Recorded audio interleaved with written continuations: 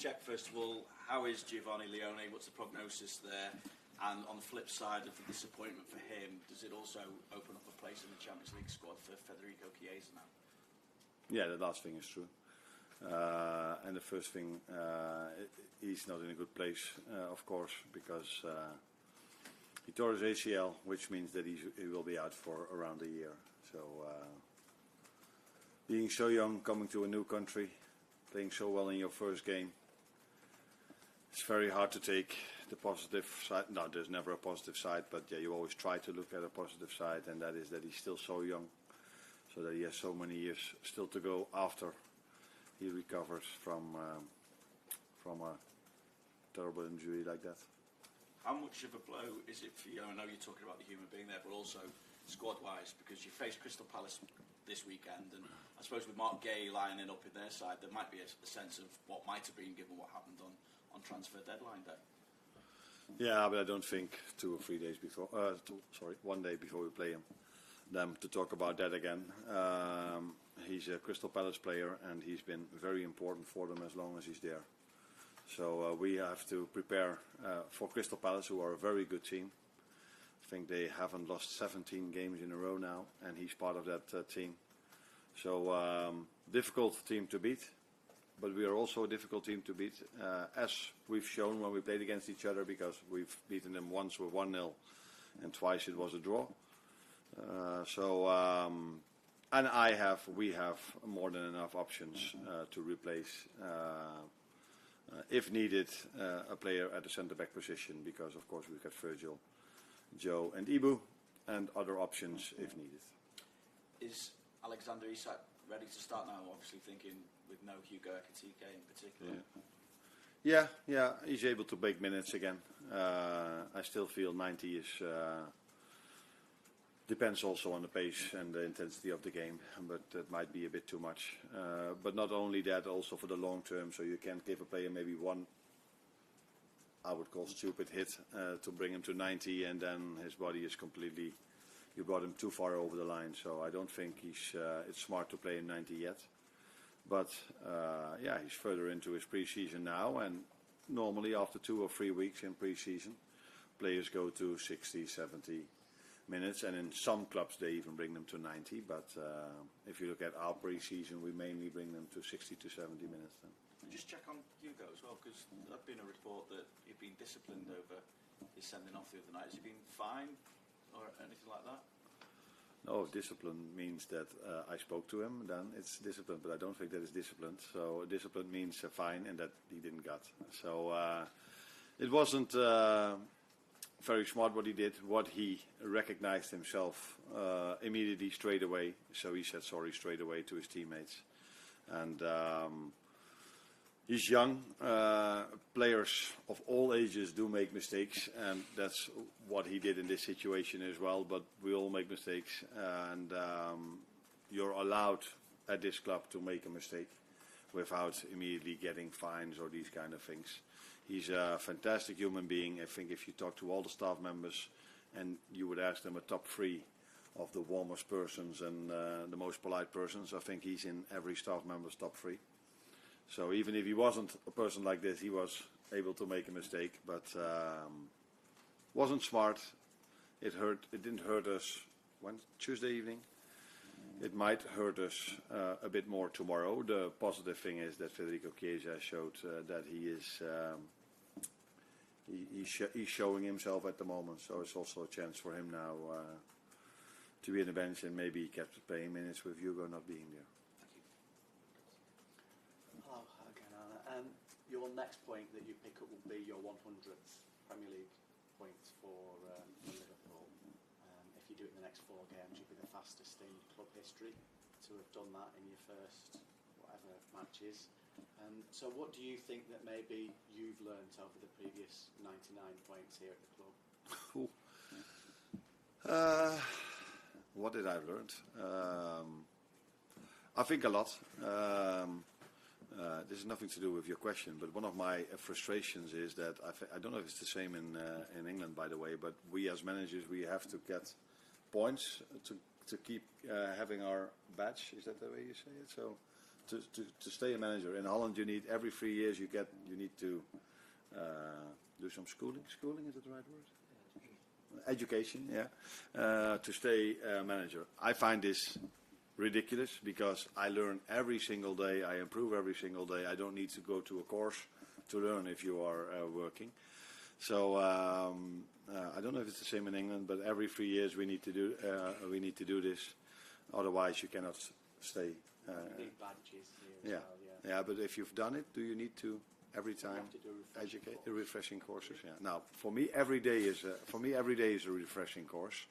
So I'm a bit surprised that we need to do this.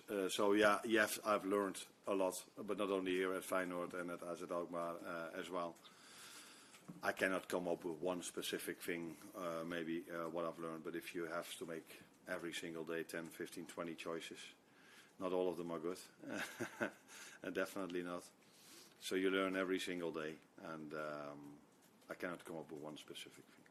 So Crystal Palace again, and you'll see them again in the Carabao Cup soon also.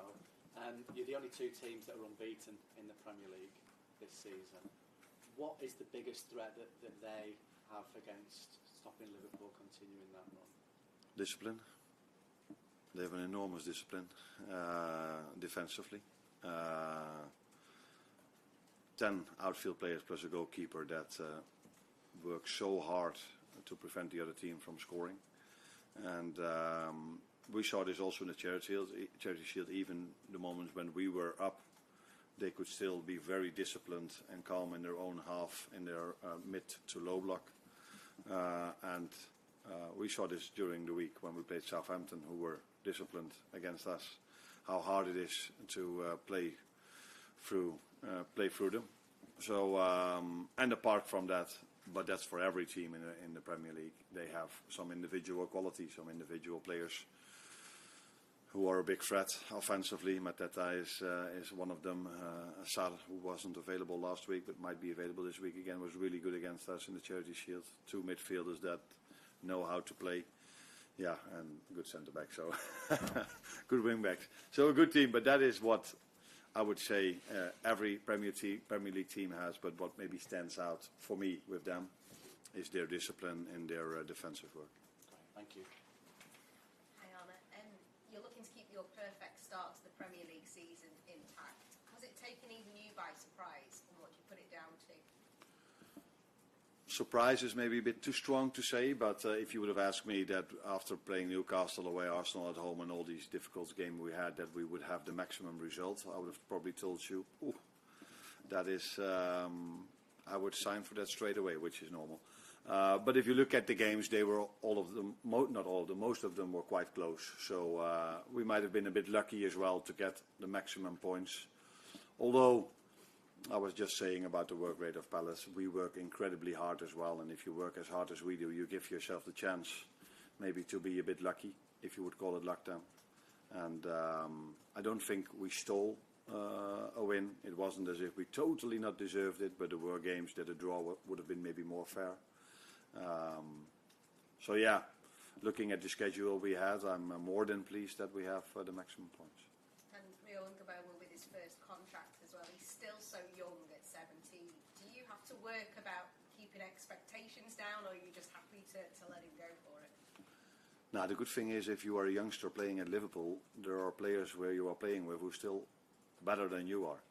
And that, I think, helps to stay grounded and to know there are still steps to make. If you are playing at maybe a club of a lower level and you are that good as Rio, you maybe belong straight away to the best players of the team. And that can lead to maybe a situation where he's not as grounded as he should be. But here that's not a problem at all. First of all, because who he is. He's a player that constantly wants to improve. But if you train and play with other wingers like Cody Gakpo and Mo Salah and Federico Chiesa and all the others, then I think he feels that there's still a step to make. First of all, to get to their level, and if he is at their level, then it's about being as consistent as these players are. And that is the most difficult thing.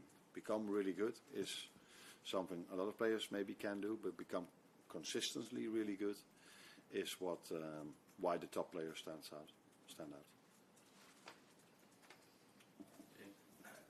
Arne, just on Giovanni, obviously devastated at the minute. How important are people like Virgil and Joe Gomez both suffered the same injury earlier on in their career, and how important are they going to be in terms of rehab, and also as an example for him of it feels like the end of the world at the minute, but you can come back just as good as you were before. Yeah.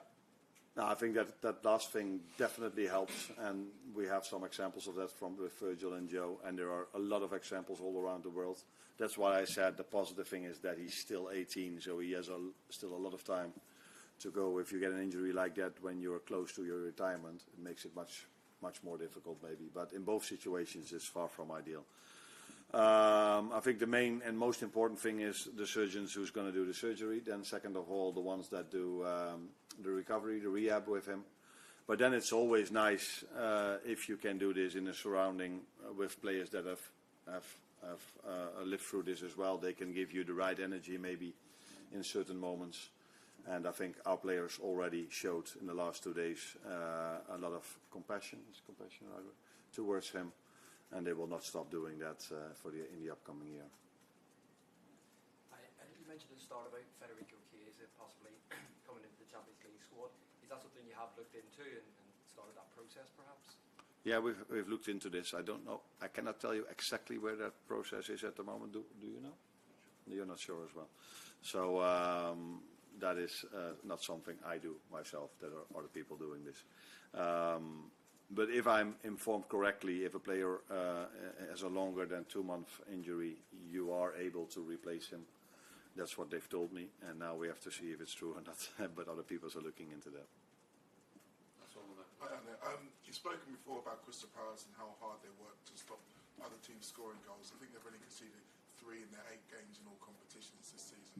How much confidence do you take from your scoring record in the Premier League? I think it's 39 consecutive games, and not only that, 11 different scorers already this season, so you've got attacking weapons all over the pitch. Yeah, we do, but even we find it's very hard to score goals against them. In the 3 games we've played them twice, we only scored 1 goal, and in one time that was enough for the win. And once we scored 2, but they scored 2 as well. So it's a difficult team to score goals against. The good thing for us is, if you tell me now that they've probably kept a few clean sheets then as well, if they only conceded 3, that we were till now able to score against them. But they've improved, especially compared to the first time we played them. That was the beginning of last season. We have, that's true, players that can score goals. We have the quality as a team to create chances for our front 3 players or front 4 players. It's because of the way they play, the way they line up with a 5-2-3 or whatever you want to call it, 5-4-1. It's not easy to create, and that's why when we create, it would be smart then to score as soon as we can. Could be another late goal then. You've got to have patience against a team who are working as hard as they are to stop the opponents from scoring goals. Yeah, but you can only score a winner in the end if you worked as hard as we always do to prevent the other team from scoring as well, because otherwise you're already 2-0 down. Because you do see teams that attack a lot that get frustrated a bit and then in transition don't sprint back as hard as we do. But we just keep working and keep understanding that we can still win the game in the end as long as it's then 0-0 or 1-1 or 2-2. And therefore we work really hard, and that is one of our strengths, and that's what we have to bring to every game, especially if we face Crystal Palace, who are a big threat on the counter-attack, because they are so disciplined in defense and then can come in transitions really fast, and they're a big threat in set pieces as well. So 2 things we have to be really ready for. Thank you, guys. Thanks, Arne. You're welcome.